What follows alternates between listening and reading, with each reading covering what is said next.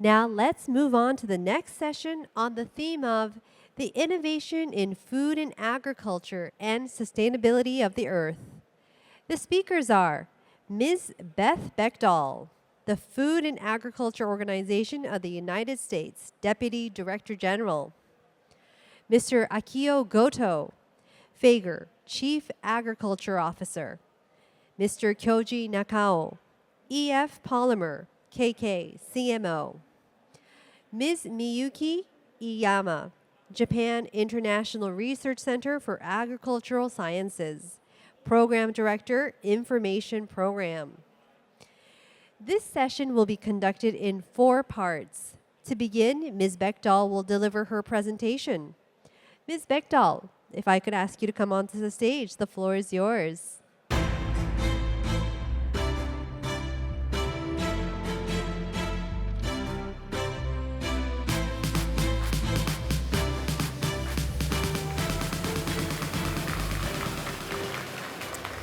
Hello, everyone. It is a distinct pleasure and an honor to be here at Sushi Tech. I do need to make a very quick clarification. It's the Food and Agriculture Organization of the United Nations as opposed to the United States. But an American in a role at the UN, I'm very proud to be here and to be able to talk to you a little bit about food and ag tech and why opportunities for innovation in our space are so important today.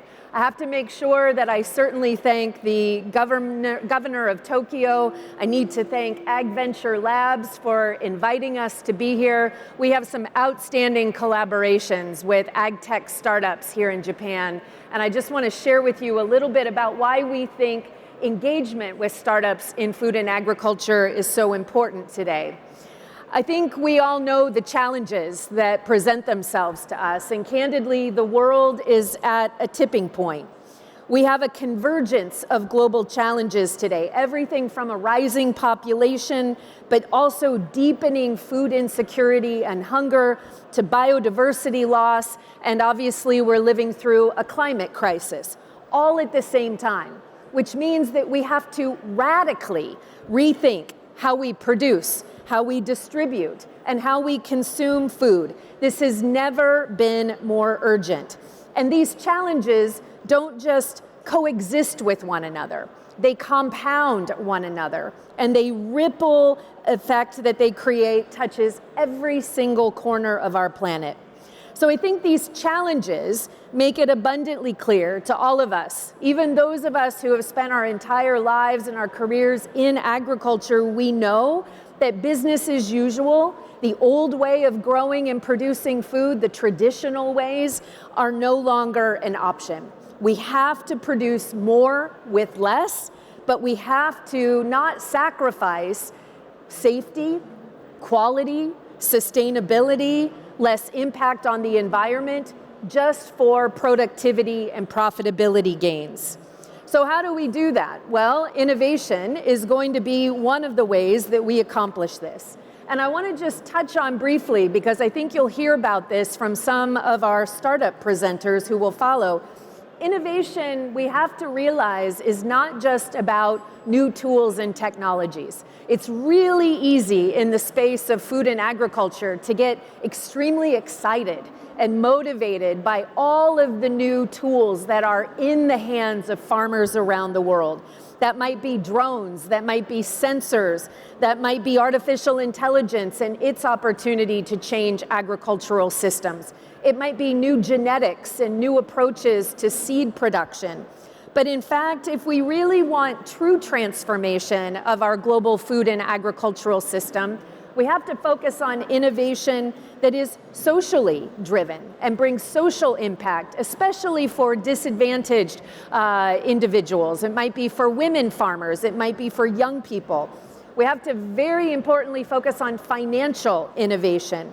We have got to find new business models, whether it's blended finance, whether it's microfinance, the mechanisms that are needed to unlock capital in agriculture today need rethinking and reevaluating.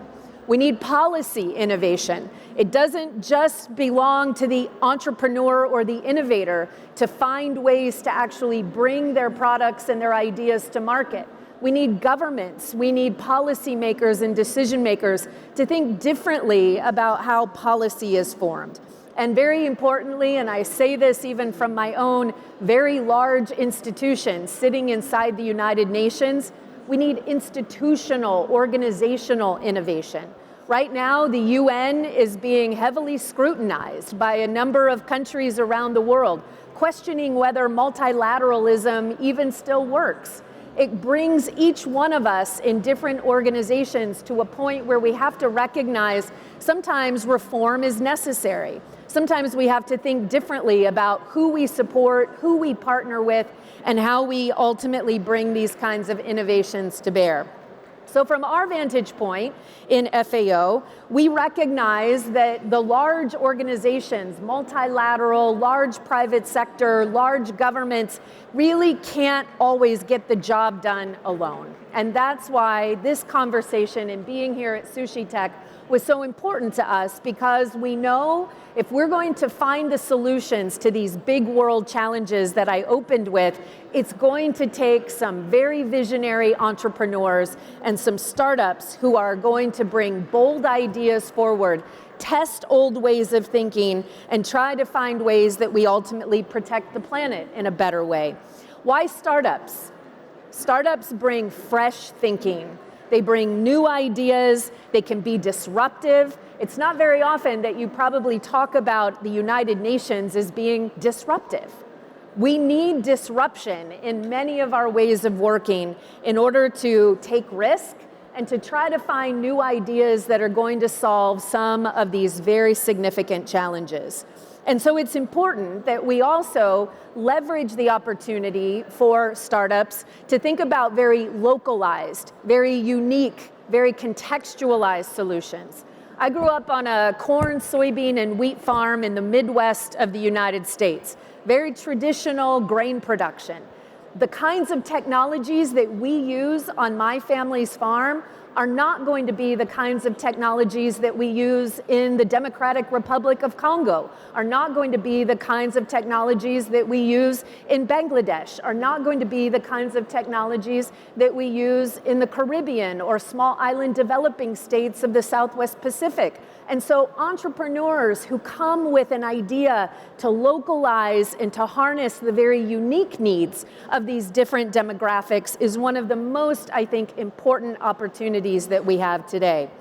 You're going to hear a little bit from the startups that follow me about some, I think, very exciting new technologies that are coming that bring digital tools that AI is bringing to ultimately what it says here, feed the future. These are two tools that I just wanted to point out that we really believe can transform agri-food systems. If you think about opportunities like precision agriculture, this is a really critical tool to help us build sustainability into the way that we grow food all around the world. It is what will help farmers use the right amount of water, the right amount of fertilizers, the right amount of other chemistries in the right locations.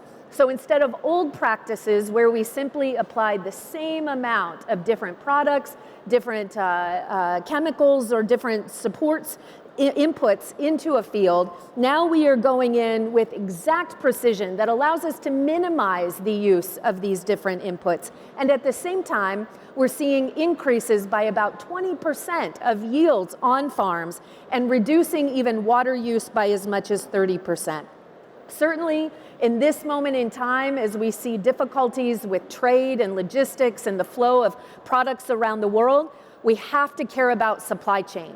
And this is where, if we think about getting agricultural products and commodities and food from one part of the world to another, having tools like blockchain or mobile applications allow us to track those flows more effectively, and it also allows us to ensure that food safety standards are met in so many of these different food value chains that ultimately are about protecting consumers. Artificial intelligence, satellite data allow us to detect deforestation rates, something that we should all be caring about as we think about the sustainability of the planet. But also importantly, data and this kind of analysis is incredibly important in today's world when we think about levels of hunger. Artificial intelligence and data also allow us to predict things like famine and food insecurity in many countries around the world where we're seeing very difficult amounts of conflict. But one of the things that I want to share with this audience, because I think it's really important from the perspective of FAO, if I were to tell you our top 5 country programs in the world where FAO operates at scale, I think you might be a bit surprised. Our top 5 country programs today are Afghanistan, Somalia, South Sudan, Yemen, and DRC. FAO is finding itself working in more crisis settings where war has broken out, the climate crisis is setting in, and people are incredibly impoverished and in very vulnerable situations. Why do I tell you about these populations in a discussion here at Tokyo focused on high-tech innovation? It's because I'm really concerned in the role that I have that we find ourselves in a position going forward where we create more of an innovation and digital divide, the haves and the have-nots. While agriculture technology has huge potential to be game-changing in really all countries in the world, we have to remind ourselves that we have a very significant number of farmers all around the world who are actually today the most vulnerable, the most food insecure. And this is an important distinction for all of us to think again about how we localize and contextualize innovation in all countries around the world. For us, one of the ways that we try to close this innovation gap is through a really important program that we've operated for decades called the Farmer Field Schools. This is where FAO works with innovators, works with private sector, works with research institutions, civil society, and others, and we take research and development and we take new innovation to the field, to the farmers themselves, to train them on how to use these new technologies, to really encourage them to share this knowledge, to train one another in their villages, in their communities, and I hope that perhaps someday there might be some of the innovations that are developed even here that we're able to share with farmers all around the world. I think it goes without saying, time is of the essence. There is no opportunity for us to take a go slow approach in thinking about these big challenges in agriculture. One of the things that I wanted to share with you before leaving the podium is that we recognize that for a lot of people around the world, as we think about these global challenges, many of you might actually think that agriculture is a contributor to these problems. And I think it does go without saying that if we look historically at how food has been grown in many parts of the world, big contributions from agriculture to methane emissions, to greenhouse gas emissions, to deforestation because more and more acreage has been brought into production in different parts of the world. I think today, 2025, is part of the period of a turning point for agriculture. I think there are many of us who are realizing and promoting and advocating for the fact that this is a moment when agriculture has an opportunity, and it's because of innovation, it's because of technology, it's because of new ideas, to change from being a part of the problem to being a contributor to the solutions, to figuring out how we tackle food insecurity and hunger, to figure out how we solve food loss and waste, to figure out how we have a sustainable planet and a sustainable approach to climate, to figure out how we finally get healthy diets, nutritious food, into the hands, the mouths of probably over 3 billion people today on this planet who don't have access to a healthy diet. There are so many novel, new, creative ideas that I think we can bring together in order to make sure that these big challenges are ultimately tackled. But all of that will take, I think, a new approach to our shared future. It will take new partners, it will take new collaborations, it will take new arrangements between all of us. And for us, sitting at the center of so many of these relationships, we take this responsibility very seriously. It's our opportunity to try to bring together governments, national decision makers, policy makers, to bring together entrepreneurs, to bring together private sector actors, civil society, research institutions. But please, to all of you who are connected to entrepreneurial thinking, do not forget for a moment that one of your most important audiences, perhaps for some of you, it might be a consumer. But for others, and many of you think it's actually the investor, which is a very important audience for many of you. But please don't forget that one of your most important audiences needs to be a farmer. We have to make sure that we are listening to the needs of the producers themselves, as opposed to sitting very far away in a place like Tokyo, in a city like San Francisco, in London, in Singapore, in many of the hubs where innovation thinking is happening. Sometimes those places are pretty far away from the places where our food is grown. And it's really important for us together to bridge those spaces. And that's a role that FAO is very committed to supporting all of you who are here as a part of Sushi Tech.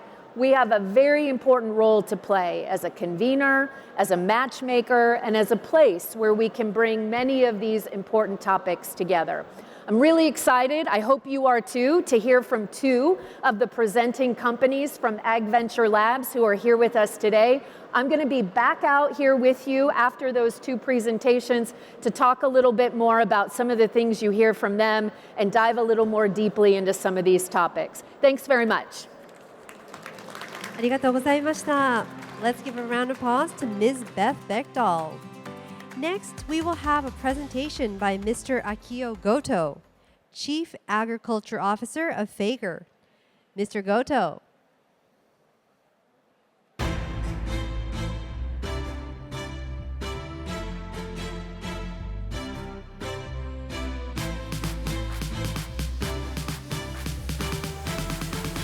Mr. Goto, the floor is yours.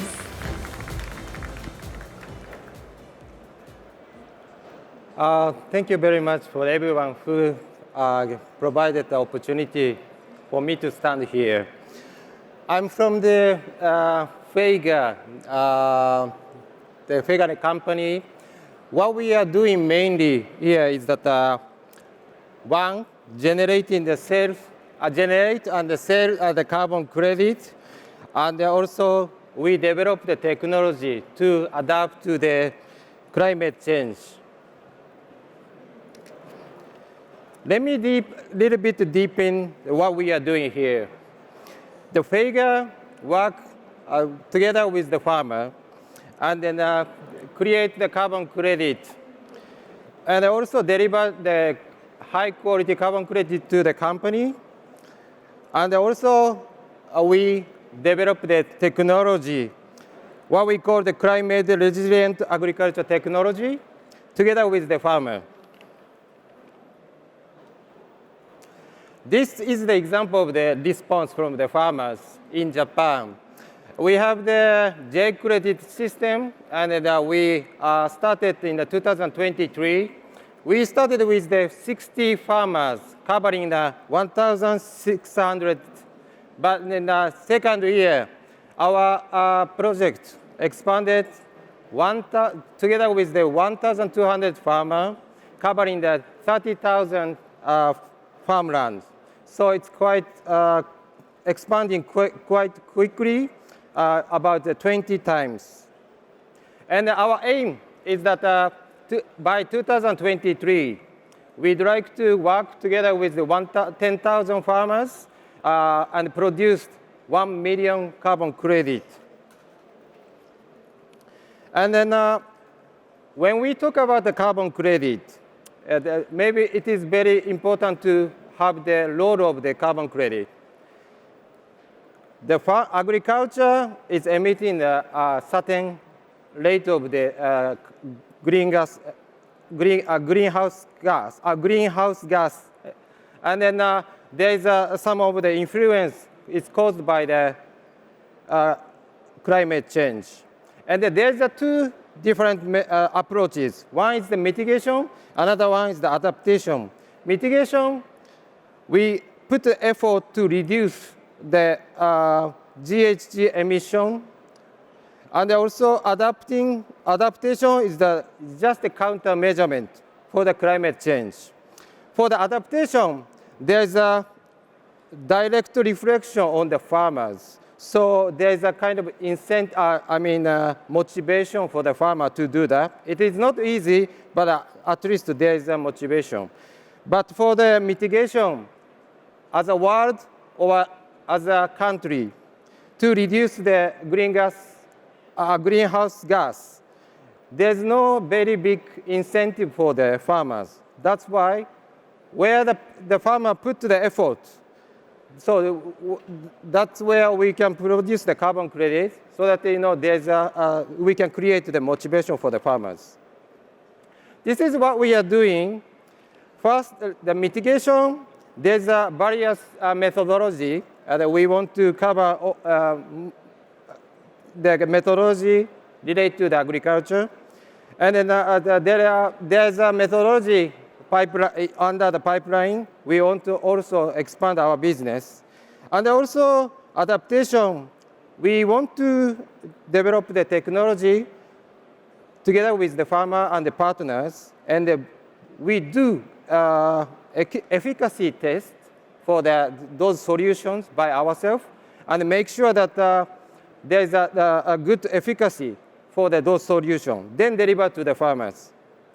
And then combine those solutions and then customize and then produce the recipe originate fit to each farmers. And then we are gathering experience, knowledge, technologies, and then we are now expanding to the other countries. So we really hope that what we are doing and what we are expanding is contribute to the sustainable agriculture in the future. Thank you. 後藤様、ありがとうございました。Let's give a round of applause to Mr. Goto.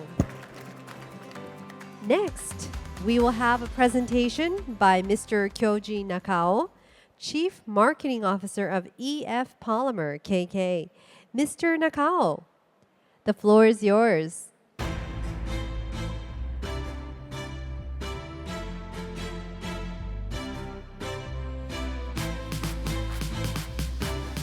Let's welcome Mr. Nakao with a round of applause. Hello, everyone. Thank you for having me and having the opportunity to speak in front of you. My name is Kyoji Nakao, Chief Marketing Officer at EF Polymer.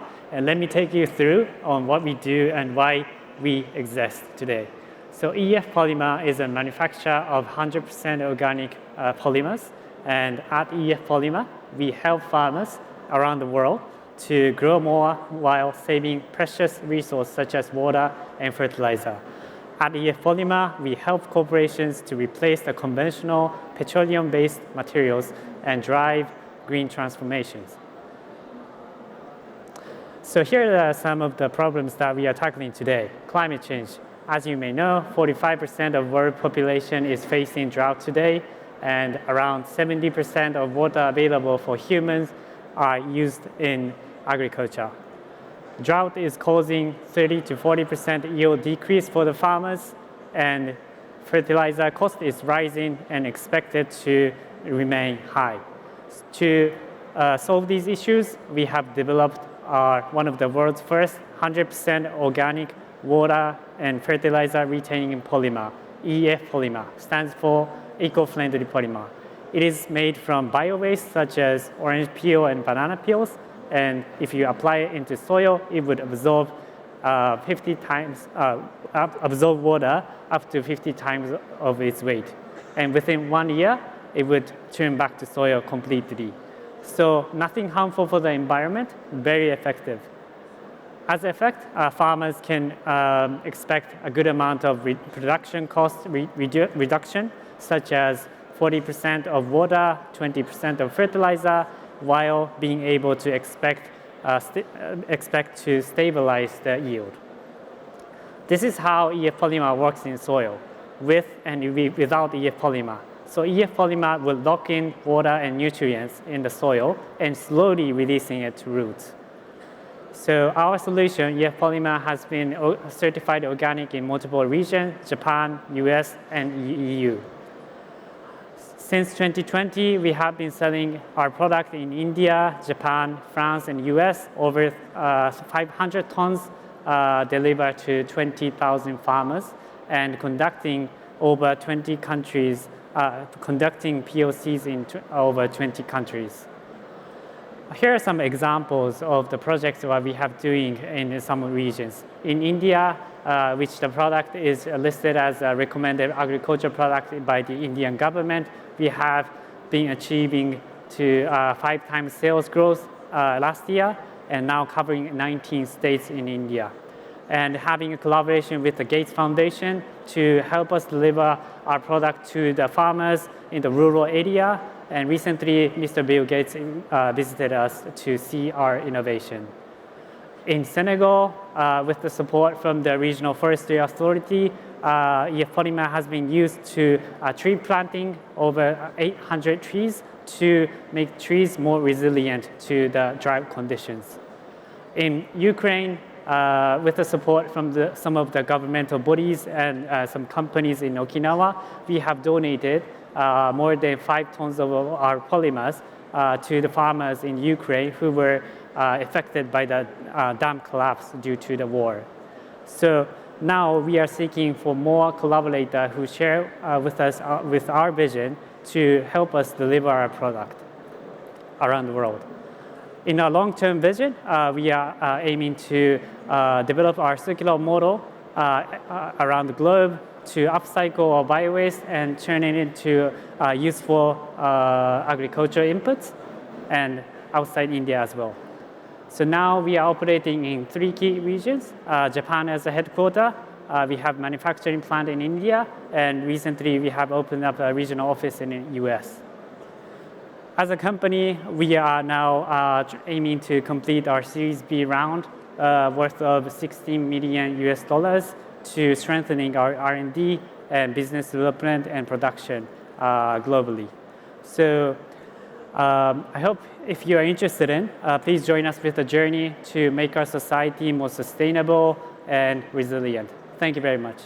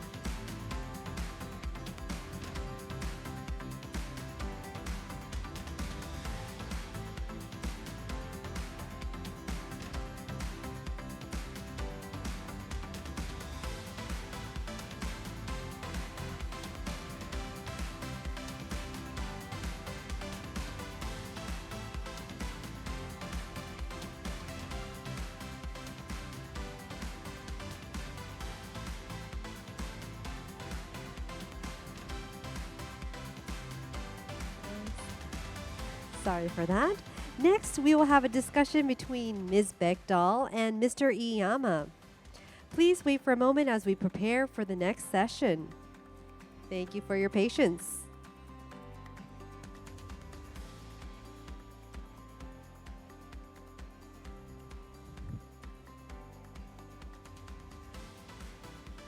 Okay, thank you so much for waiting. We will now begin the discussion.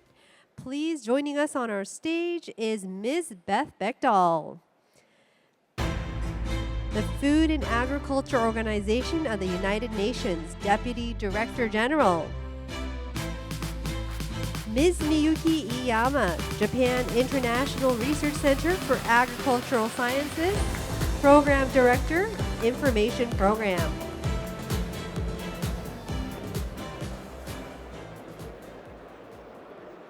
The floor is yours. Thank you so much. This is Miyuki Yama of Zircus. I'm very honored to be here. Okay, let me just use this slide quickly to set the scene. Okay, for the past decades, modern agriculture innovation have transformed human society very drastically, with food production growing faster than that rate of the population growth. And today, we have the global population of 8 billion, and then half of it, 4 billion people living in the cities. Still, 1 in 11 global population suffer from hunger, and then 1 in 3 people are obese and then overweight. And then a third of food produced is wasted and lost. So such agri-food systems have been responsible for driving the climate and the biodiversity crisis. And then by 2050, the global population is projected to reach almost 10 billion. And then with 6 billion living in cities. And then increasing extreme events will expose producers more biotic stresses, and especially impacting the vulnerable smallholders. Still, our diet will remain or even become unhealthier. So with over half of the global adult population is projected to be obese by then. So this trajectory is not going to be sustainable. So to feed the world while safeguarding planetary health, we need a paradigm shift for resilient, inclusive agri-food system to produce and consume food with less environmental impacts.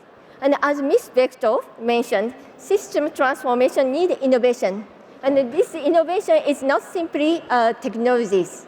It encompasses social, institutional, policy, and financial changes. So while producers should benefit from new tools and solutions, society also needs to embrace sustainable practices. And the startups can be a catalyst and a driver of such changes, but they need also enabling environment. Today, let me take this opportunity to ask Ms. Bechtol how we should realize such a transformative changes. Okay? Yes. And then, given the title of this event, that Feeding the Future, Protecting the Planet, and Harnessing Startups, Science and Solidarity for Global Impact, I would like to ask Ms. Bechtol why and how startups should play a key role in accelerating agri-food system transformation. Yeah, thank you so much for the question. And I think I referenced a bit of it in my comments, but there is, I think, such an opportunity for the startup community to really bring a combination of agility and very rapid innovations. I think all of you who are participating, whether you're an entrepreneur yourself who's here at Sushi Tech or you're at least familiar with the ecosystem, one of the things that I love about anybody affiliated with a startup is that you're not afraid to fail, because you know that is just inherent in the approach that you have to take to creating ideas, bringing people together, thinking about what your venture is. From where I sit in a very large institution, we don't like to fail that much because there's a lot of competing pressures. There's a lot of national governments who are funding us, and each with a different priority. And what I think has happened over time is that some of our institutions, like the UN or like maybe a national government, for example, we become too risk averse over time. We become the ones who are a bit sort of, traditionalized or stayed in our approaches. And this is where I really think that this next generation of entrepreneurs and innovators can really change the approach that many of us have had. And so oftentimes what I will say to a startup that I'm meeting with is, you have to pull the rest of us along. I think sometimes, you think about the big institutions as being the drivers of force kind of pushing you. What I'm going to tell you today is that I think the dynamic has shifted. I think you have the leadership capacity and the leadership potential, and you have to advocate and argue for the rest of us to become, I think, more forward-leaning, a little more risk-minded, a little more risk-conscious. I think the other thing that I'll say on the entrepreneurial startup space that I love, based on the topics, that you've even outlined here on this, really, I think, meaningful slide, is that we've got a next generation of entrepreneurs who are so importantly socially minded. Socially minded. And there is a space right now where there is an opportunity for technology for good. There's many of us in the UN system who for a long time have been very skeptical of anybody affiliated with a private sector enterprise. You know, this mindset of you don't share the same goals that we do for meeting sustainable, agendas, the 2030 agenda, the sustainable development goals. And I think based on every entrepreneur that I've met who's doing something in food and agriculture, there's really a very overarching driving belief in bringing, I think, new approaches to how we tackle these planetary or societal challenges. So these are areas I think where I get really excited about the potential for leadership coming from startups. Okay, thank you, Ms. Bechtel. In summarizing, that yes, startups has inherent instinct to drive a change. Yeah. So we have to really take advantage of working with them. Okay, thank you so much. Yep. And then we had a very very promising two startup making a presentation.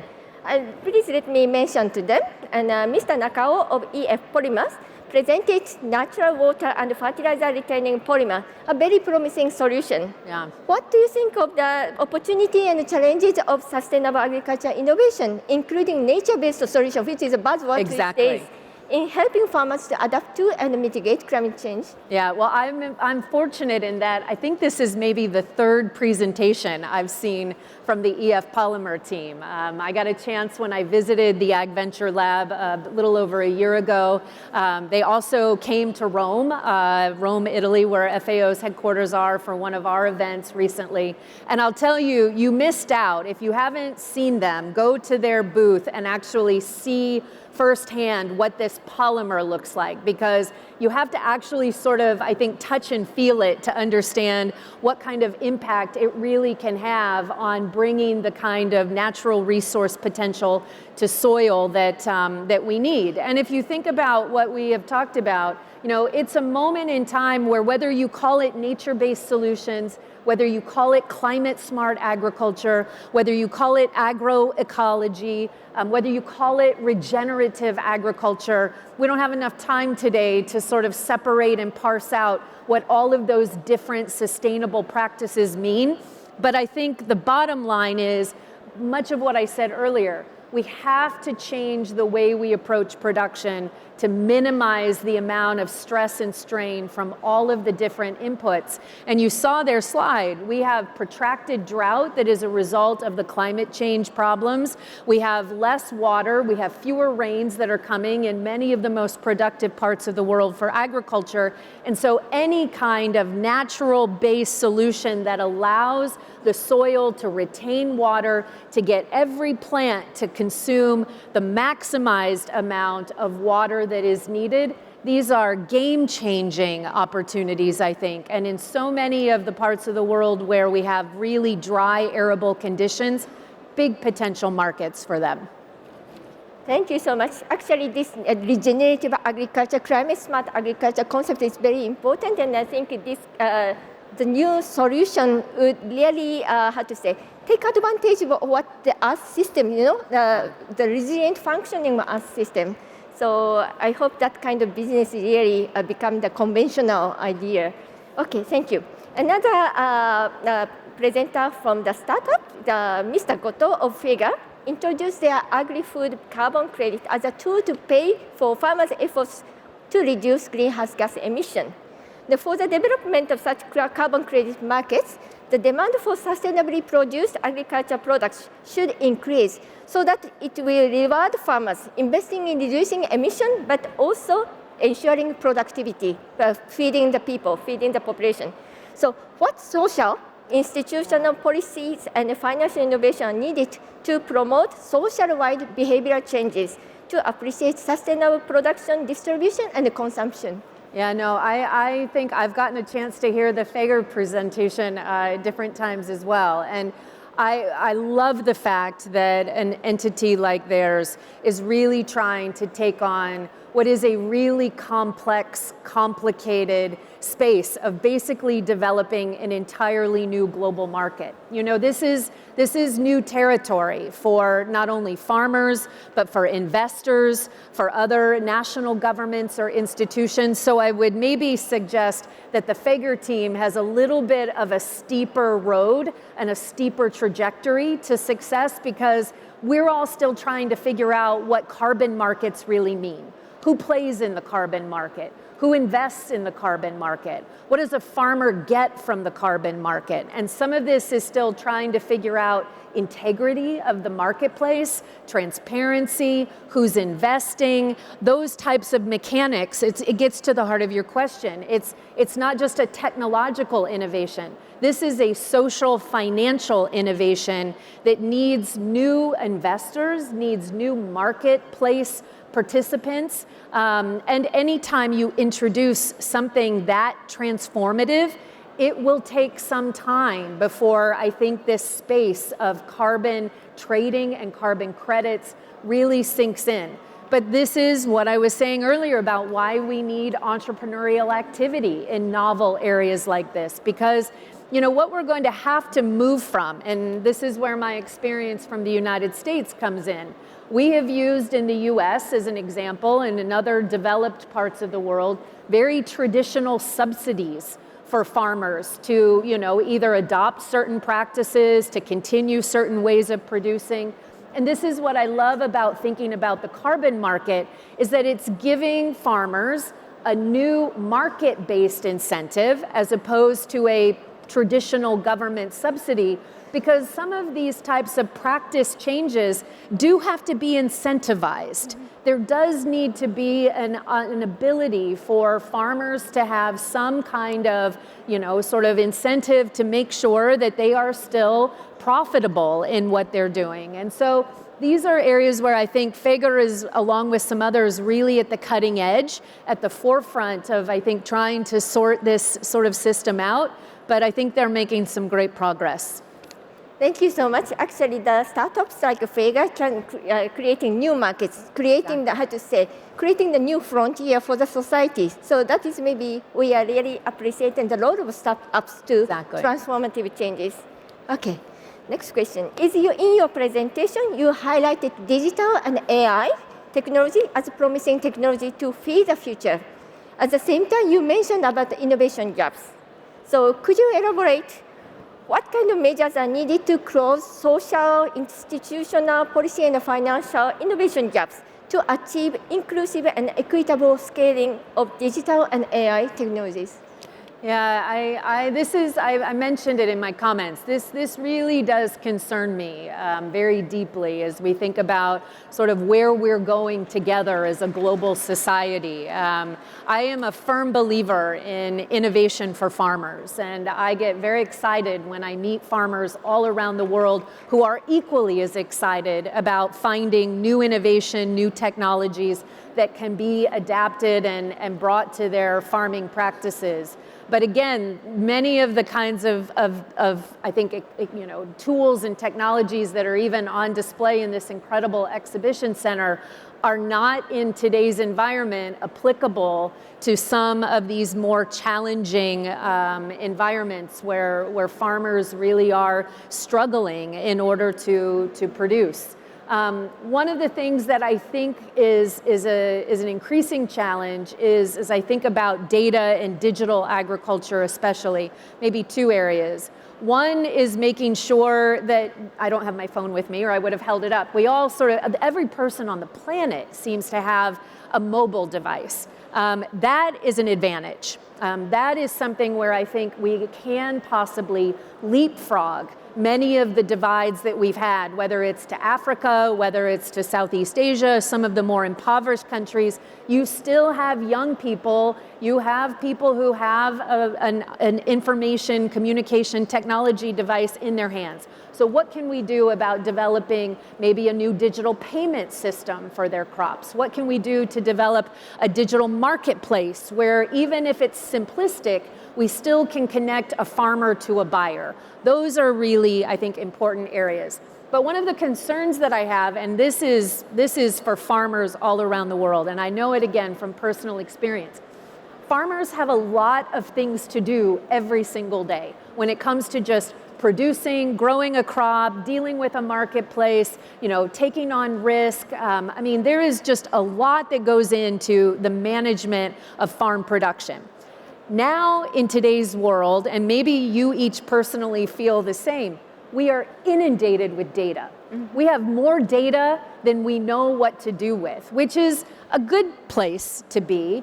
But at some point, we also, as entrepreneurs or as the community of innovators, need to help train, coach, encourage farmers to make better decisions based on the data. So I have talked to farmers all over the world who certainly get excited about new mapping tools and new information that shows them new information about how they grow and where they grow food, right? It may give them more weather data. It may give them really interesting information about the soil types on their farm. It may give them really interesting data about the history of how they've used certain practices. But we have to somehow help those farmers convert that data into new ways of producing. We have to translate that into business practices or production practices. And I think those kinds of translational innovations are equally important for all of us to be thinking about. Thank you so much. Yes, we cannot, avoid the future inundated with data information. We have to really capture the opportunity and we have to think about how the equitable access to it, and the digital AI should be considering those aspects, and then it will be more promising than problem. Okay, yeah. Thank you. So I'm going to make a final question. So it's encouraging to witness the emergence of promising startups everywhere, and which can really drive agri-food system transformation. And then what do you think the role of partnership to co-create an enabling environment for startups to thrive longer, sustainably? Yeah, well, you said it, and I think it's great that we're closing on this topic because of, I think, all of the different sort of backgrounds and experiences that probably people sitting here listening to these presentations bring to the table. It's going to take a very different type of ecosystem and community to, I think, accomplish much of what you've heard us talk about here today.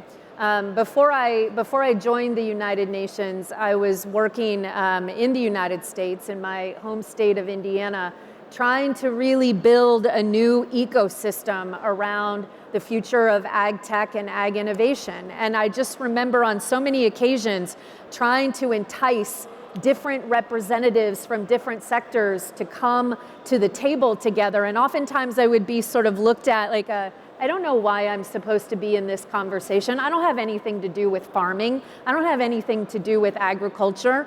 And you would realize, that there's just sort of an inherent fragmentation or a siloing, as we say, of people sort of staying in their comfort zones and not trying to sort of think broadly, think more deeply about how and where they connect. But that speaks to the slide that I showed you earlier. It's not just technological innovation. It might be innovation in terms of training and education.